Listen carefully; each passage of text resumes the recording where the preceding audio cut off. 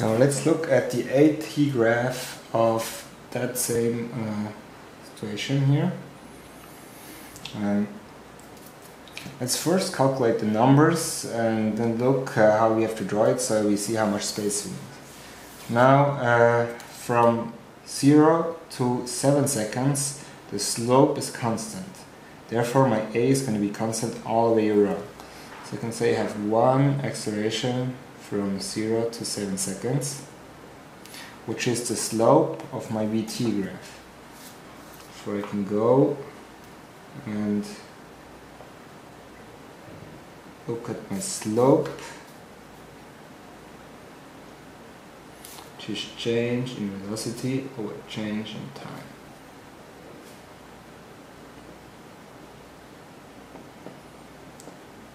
Which is, in this case, I could either calculate it or could also measure it. It's 34 minus 14 in 7 seconds meters per second, which gives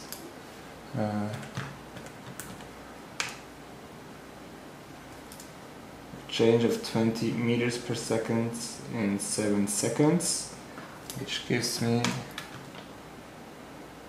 2.85, let's say 2.9 meters per second squared.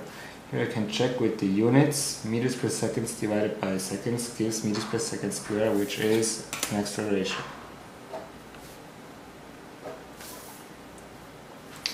Now let's look at the second part here from 7 to 9 seconds. You see the slope is negative. I'm going down here. So whatever I'm gonna get, it should be negative. Again, it's the same slope between 7 and 9 seconds. So I can say from 7 to 9 seconds, the slope is changing velocity over time.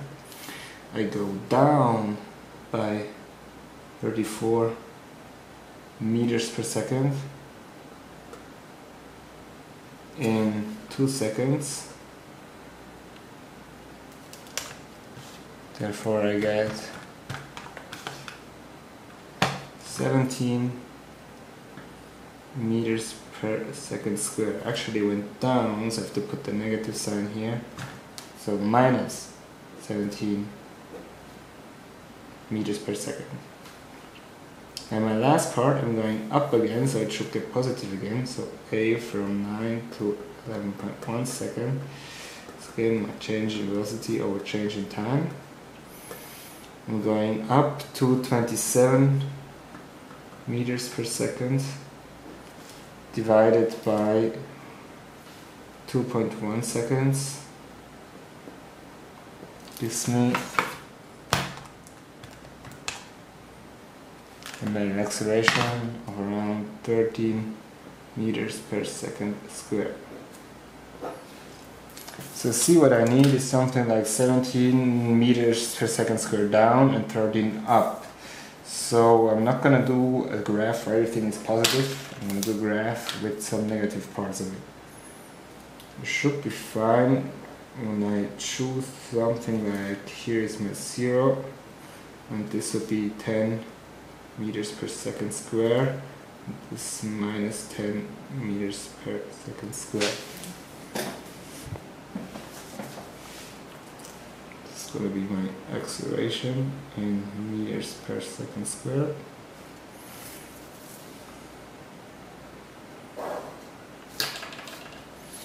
Time goes to the right in seconds. Let's again put my important ticks here. 1 second, 2, 3, 4, 5, 6, 7 seconds, 8, 9 seconds, 10, 11. From 0 to 7 seconds we had uniformly 2.9 meters per second squared. So you can go here and just draw a horizontal line. At 7 seconds we went to negative acceleration of 17 meters per second squared. So actually I have to go down here. And I stay at negative 17 for 2 seconds. This little part here is actually not correct. Let's do that. And I went up to 13 meters per second square for the rest of the journey. Up to here. And I assume we did that pretty abruptly. So here is my AT graph.